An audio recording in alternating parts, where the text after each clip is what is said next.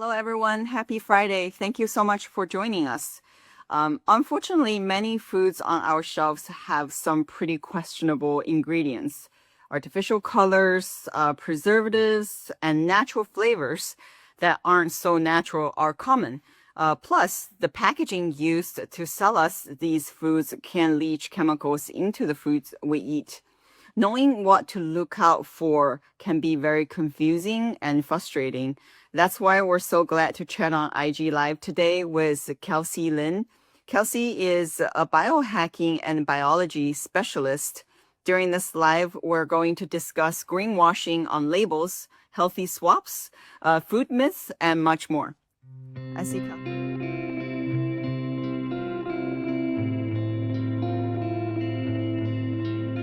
Hello. Hi, Kelsey. Hi, how are you? Good. How are you? Good. Thank you so much for having me on. I'm so excited to talk with you.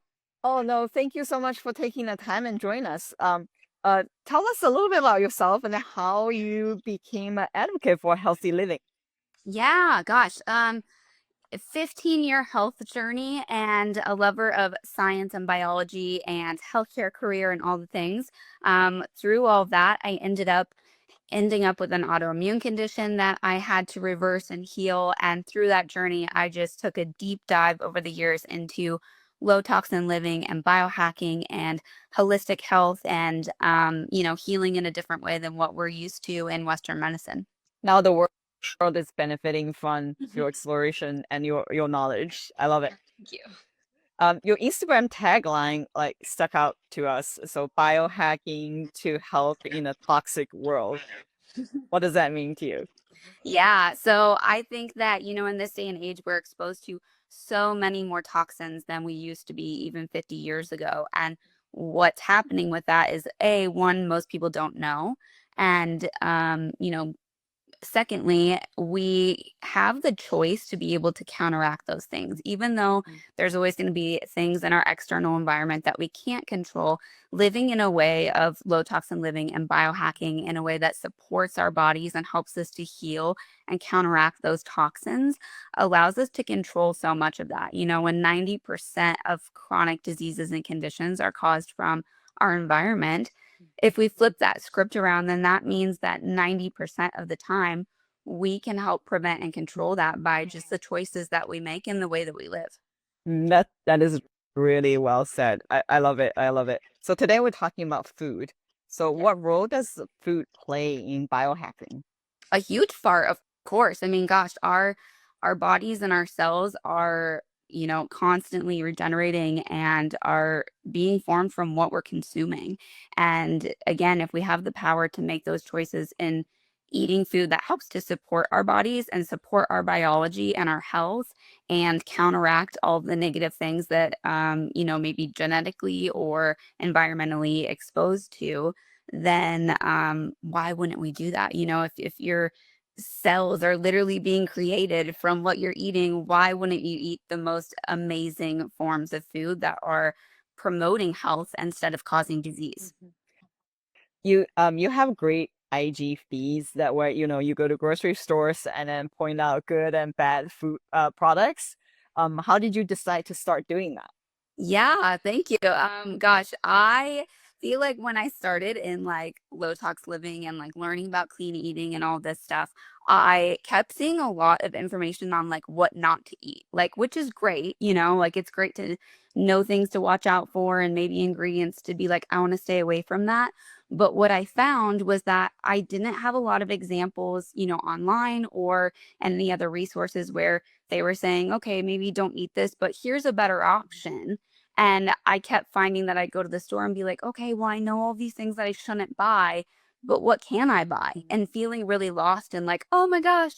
And obviously, years and years down the road, when I've just kept learning and kept absorbing information and all these things, I obviously was able to like figure it out, which everyone can.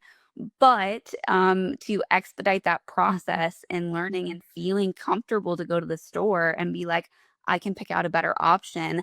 I was like, what would I have wanted when I first started out that would have helped me? And that was examples of here's something maybe to stay away from. and here's something that is a better option, and just showing those to people. And so that's how I started the this or that. I love it. Has any like a grocery store actually like stop you from recording or questioning what you're doing? Thankfully, no. I definitely get like some weird looks and stuff. Obviously, I mean, like you probably know too, anytime I feel like you're on social media and you're doing stuff like out in public, people are like looking at you like you're crazy. And sometimes employees will look at me strange when I'm like filming a label and stuff, but thankfully, no one's ever said anything. No one's ever asked me not to film or asked me to leave or anything like that. So, That's awesome. So now let's go shopping. So okay. what are some tips that for people to reading like food labels? Yeah, definitely. This is a good one. So first and foremost, I would say to ignore the entire left half of the label, which is generally the calories and Hmm. the fat and the carbs and all of those things. We've been so preconditioned into thinking that calories are Hmm. what we have to pay attention to, when not all calories are created equal, and it's not the end all be all. What really matters is generally on the right side of the label, which is the ingredients.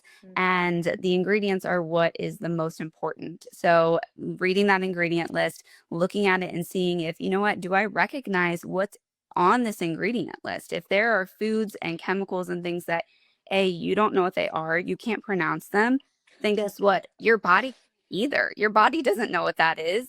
You know, if you can't pronounce this crazy chemical and you're like, I wonder what that is. Well, you know what? Your digestion doesn't know either. So, and then additionally, when you're reading those labels, the first three ingredients tend to be the ingredients that comprise the largest amount in whatever you're eating. So, for example, if you're drinking a protein shake and the very first ingredient is water, you can know that the vast majority of that protein shake is made up of water.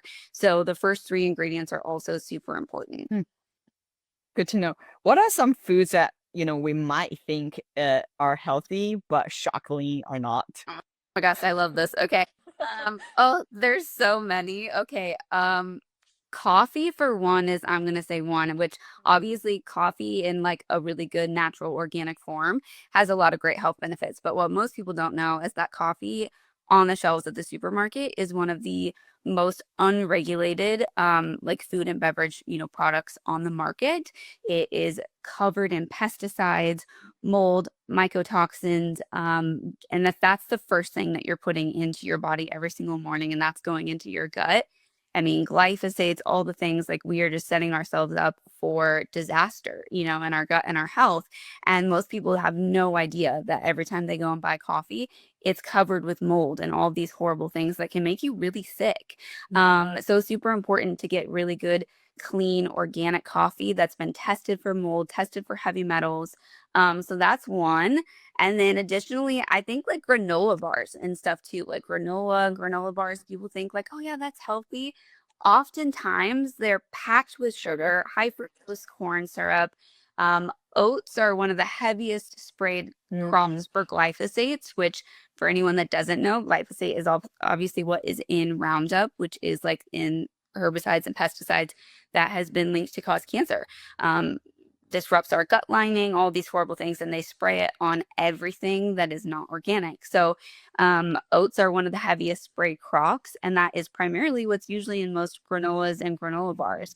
And then, not to mention, there's usually not a lot of other, good ingredients in there, and it's gonna end up spiking your blood sugar and all the things. So, I think granola bars, yeah, are definitely another good one. Good to know, because I know when people are not spending time, cooking their own Yeah. food and stuff, immediately they think about, okay, to fill me up and something healthy, Mhm. they go to the granola bar. Yep, and there's usually minimal protein in there, minimal healthy fats. It's not going to keep you full and focused for a good amount of time. Like I said, it's going to spike your insulin, is going to come back down, your blood sugar's going up and crashing, and then you wonder why in an hour you're starving and irritable and all the things. And it's like, well, yeah, it's basically, oats have the glycemic index of a candy bar, and that's, you don't want to eat a candy bar, right? That's so true. Okay, now we talked about a little bit carbs and like sugars and not these. Fat gets a bad rap. Like, Mhm. why are you a fan of certain fats? And then what are your favorite source of fat? Yeah, Absolutely. The low fat like fad for the last like what 15 years, maybe longer, has been like so popular. Unfortunately, when they say low fat, they also to add flavor usually add in a lot of artificial chemicals. Healthy fats are amazing for us in so many ways, and it's important to distinguish between the healthy fats and the unhealthy fats. And generally, the omega 3s are the healthy fats like grass fed butter, ghee, coconut oil, avocados, avocado oil. Olives are a great source of healthy fats. Cashews, all of these things are really great and not only helps to keep us full and provide energy is also the building blocks for hormones. Healthy fats we have to have for healthy hormones. And then additionally, actually helps to protect our gut lining. Healthy fats are amazing for our gut lining. And immune function and literally so many things. And we've been taught to fear those and instead swapping those out with, we've been told that omega 6s are good, which are actually the polyunsaturated fatty acids that are really bad for us and cause inflammation. And generally, you're getting that from like the seed oils. So, soybean oil and safflower oil, and that are in so many things that cause so much inflammation in the body. And we know that at the root of almost all diseases and conditions is inflammation. And so making those simple swaps for getting rid of, your seed oils and things like that and switching to whole, real ingredient, healthy fats is so beneficial for your health. Oh, we know reading labels is also super important for personal care products and then common cleaning products. That's what we have always been telling people. You had a great example of reading, past slogans on the label, like, number one dermatologist recommended. Tell us about that experience. What did you get instead? Yes, that was, I think, for a Dove soap bar, and a lot of Dove products have dermatologists recommended on there. And even when you see stuff like that, again, it's just so important to use your own discernment and flip over the back and look at that ingredient list because, when you looked at the back of that soap, it had SOS, which is sodium lauryl sulfate. It's a foaming agent that's put in a bunch of stuff. It's very toxic to the skin, which is ironic because it was a soap that we were looking at. Also had titanium dioxide in there, which is really harmful for our hormones, potential carcinogen. And then I think it also said fragrance as well. We know fragrance is basically the new secondhand smoke. And that blanket term of fragrance can be hundreds and hundreds of chemicals and ingredients that they are putting in there that are hormone disruptors, endocrine disruptors, and terrible for our health. So even though it says dermatologist recommended, not one that we want to be buying and putting on our skin every single day that we're showering, right?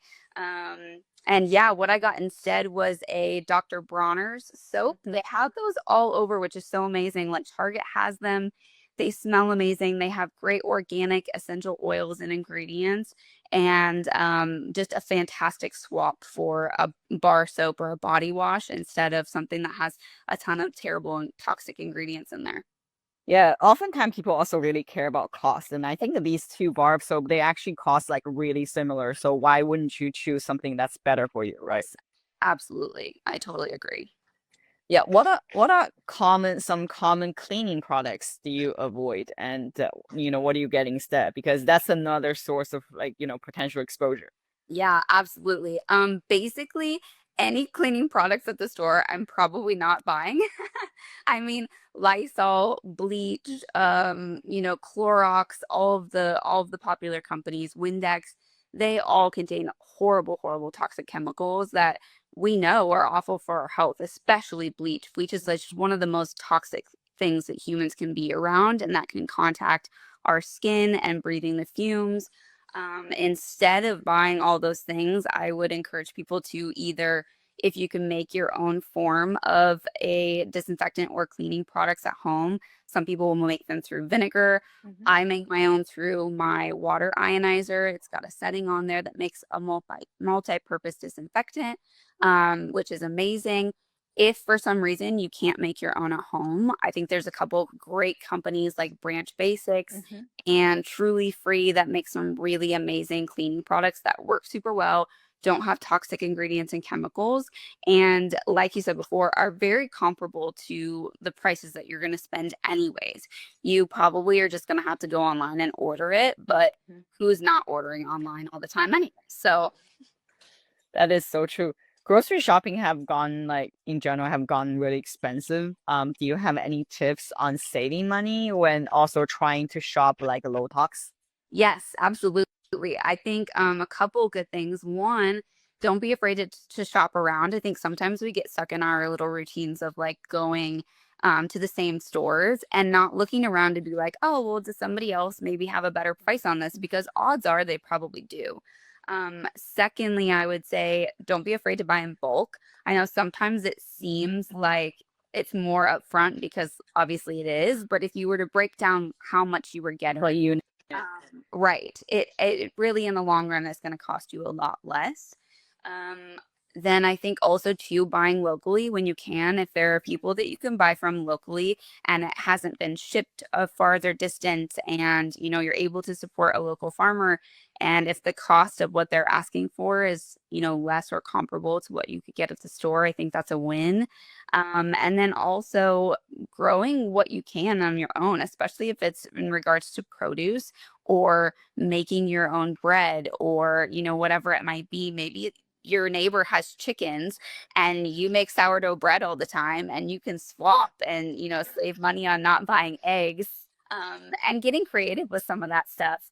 And lastly, I would say not being afraid to buy frozen. I think sometimes people think that buying frozen is like, oh, it's not as good as fresh ingredients. But if you're able to get organic, clean frozen foods, they are sometimes even better off than fresh because, again, they are frozen right after they're picked. Whereas something that is fresh, generally, if it's not locally grown, is shipped hundreds and hundreds of miles to you. And the longer that it's been sitting after it's been picked, the more nutrients it's losing. So there's nothing wrong with buying frozen and saving some money there. I think it's generally less expensive, in my opinion, to buy frozen. And then it doesn't go to waste if you don't get around to using it. hmm That is so true. These are like super good tips. I know it's like really hard for people to, if when they're first starting a low tox journey, there's like people get super overwhelmed with information and then like don't know where to start. So how can someone work with you? Yeah, absolutely. I mean, as far as just basic steps that I would tell someone if like you're like, I don't know where to start. One, just buy organic when you can and as much as feasibly possible. That alone is going to get rid of like so many extra, chemicals, pesticides, and all those things. Second is to just can you make it yourself? Like, is it something that you have at the store that you're like, oh, I can make a healthier version of this myself? And then as far as working with me and that sort of thing, I love to answer DMs. People are always welcome to, DM me, ask questions. I'm working on a free low tox ebook right now on my website for creating a non toxic pantry.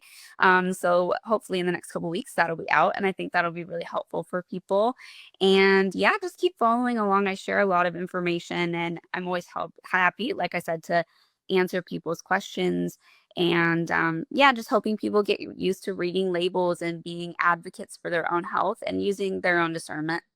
And they should really check out your grocery store videos because I think those are amazing. And then exactly as you said, like when you first starting things like so many products, how do you even choose, right? Like Yeah. I think those are great. Yeah, it's and picking things in like always to the most simple form that you can get it in.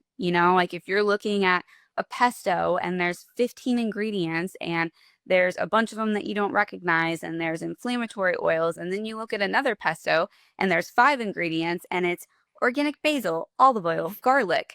It's very simple to look at it and be like which of these is in its most whole organic real food form. And real food doesn't have ingredients, it is the ingredient. And so that I think helps people a lot when they go to the store and they're like, what do I buy? And it's like just what is in its most simple form. And it's not always about being perfect, it's just about making the best choice you can every time you get to make a choice. Absolutely. Absolutely. Anything else you'd like to promote? I don't think so. I mean, thank you so much for having me on. I really appreciate it. I mean, if people have questions or questions about like water ionizers or products I use and things like that, again, feel free to come follow along and DM me. But I'm so happy to be here with you. This is so much fun. Yeah, and please keep us posted with your ebook because once it's out, we're gonna help you. We're gonna help promote because I think everybody should take a look and get these tips, practical Thank tips. Yeah, thank you so much. I appreciate that so much. And same to anybody on my page that's watching, please go and follow the beautiful Million Mark because she's great. And you have so many great lives that with so many awesome people with great information. So Thank love you. it. Yeah. Thank you so much for joining us. Talk to you again soon. Okay, Bye. bye.